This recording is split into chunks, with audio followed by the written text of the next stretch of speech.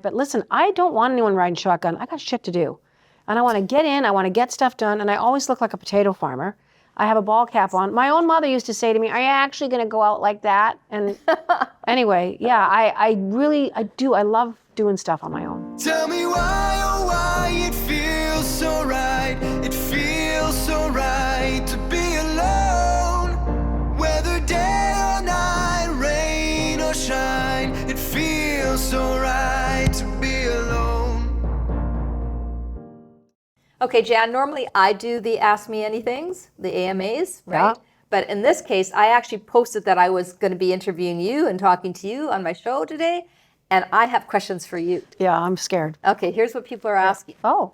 Do you feel like you've missed out on anything being single? Probably. Do you ever travel alone? Yes, I do. I don't do vacations alone, but I do a lot of stuff alone. I do a lot of stuff alone. Any tips on making travel more comfortable? I always have my dog with me, and he's like a good little beard. Like if we go, like I drag him to the grocery store, we go do errands, and Poppy's always along for the ride. But listen, I don't want anyone riding shotgun. I got shit to do. And I want to get in, I want to get stuff done, and I always look like a potato farmer. I have a ball cap on. My own mother used to say to me, are you actually going to go out like that? And anyway, yeah, I do. I love doing stuff on my own. Okay, which relationship inspired the song Insensitive? I know the answer to this question. I know, but I didn't write Insensitive. So Anne Laurie was a woman that lived in my neighborhood. She was a waitress and a writer and a creator. And in the 80s, I heard this song, and I befriended Anne, did a demo of it. It was long before I even had my first record deal. Anyway, long story short, I knew it was a hit song, and I mean that. I on my mother's life, I knew Insensitive was a hit song when I heard Anne sing it. Yeah. It was really slow.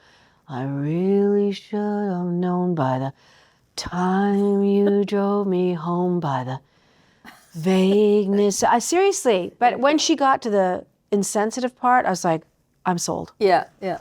And That's a and hit. the rest is History. It sure is. And that Insensitive song has been sung in so many bad relationships. I know. I feel responsible. No, it's good. You characterize it. Can you ask her to visit with me?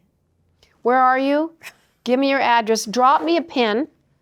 Arlene and I will try and find you. She still has a half a sandwich in her purse, and we'll bring it.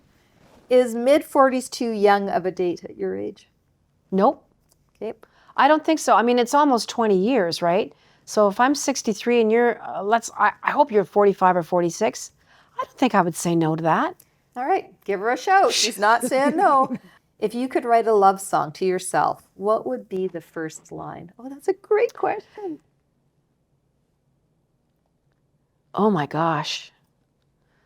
Don't go changing. I would think steal it's it. been written. I know, damn it. I would say, let's have a good time. Would start with let's have a good time. I don't even know what that means, but I like having a good time. Yeah, that's loving yourself. Right? Yeah. It's a love song to yourself. Have a good time with yourself or others. How do you manage big holidays like Christmas and Thanksgiving? Oh, I have a house full of people. So being single does not mean that you do not have extended family. Christmas is super busy for me. I have like 5, 6 houses that I visit. I have people over Christmas Eve. Every second year I go to London. And this year Nigel and his partner are coming here to mine. And usually he brings his mom and his aunt. His sister comes sometimes. We've got stuff planned for the next 10 Christmases. We're just trying our best to stay alive. But yeah, Christmas is a busy time for me. I feel very fortunate. What is your personal definition of success? My friends. My friendships have everything to do. Whenever I get it right, I think, God, what did I do to deserve this? So my friends, my mom and dad, as flawed as they were, left me with a great catalog of sage advice and wisdom and mentorship, and I hear them every day. But yeah, I have great friends, and I like my work. I like being an artist, and I like that I'm not beholden to anyone. I think with 16 albums, you probably, I think you can tell yourself you're good at it. Not just liking it, you're also very good at it. And I don't ever say that I'm the best at anything. I just like doing stuff. All right, here's an interesting one. How do you navigate being around women who have children when you don't? Oh, I really do like kids. I like kids a lot. And I really appreciate the fact that almost all my friends have kids. Mind you, there's 2 or 3 that never had children that are my age. And we talk about that a lot, of where that kind of happened and why we didn't. And being busy is not an excuse to have children. There's a lot of very, very busy women that have children, AKA Arlene Dickinson. But I like them. I enjoy them. I think they're nutty. And kids always call me, they always call me Jann Arden. Jann Arden. They always say both my names. They say both your names? And I get called Uncle Buck because I do give children a lot of candy and a lot of treats. But yeah, it doesn't bother me at all. I like kids. Thoughts on single, childless women being the best subgroup population? I wouldn't say no to that. I think you have to be tough, resilient. I think you have to be scrappy. I think you have to be self-reliant. You know, all the things that make women strong just on their own. Add children to that equation. That you have to look after somebody else's lives and needs and wants and desires, and you know, you're just like the robot. But women that do that and do it whether they think they're successful at it or not, man, they're heroic. Yeah, yeah. And there's a lot of single moms out there. A lot more than you think. This show is just as much for you as it is for anyone. Like, being single can be a choice. It can be something that happens to you because you're a widower or a widow. It can be that you are divorced. Yep. You know, you don't have a partner anymore. You can lose somebody to, you know, death, and you could be alone as a result of that. There's all sorts of reasons that somebody is single, and none of them are your fault. your fault. Yeah. Exactly. Keep going. Last two questions. Okay. Okay. Arlene's got somebody coming to see her, a very prominent fashionista, and she's stuck in the elevator.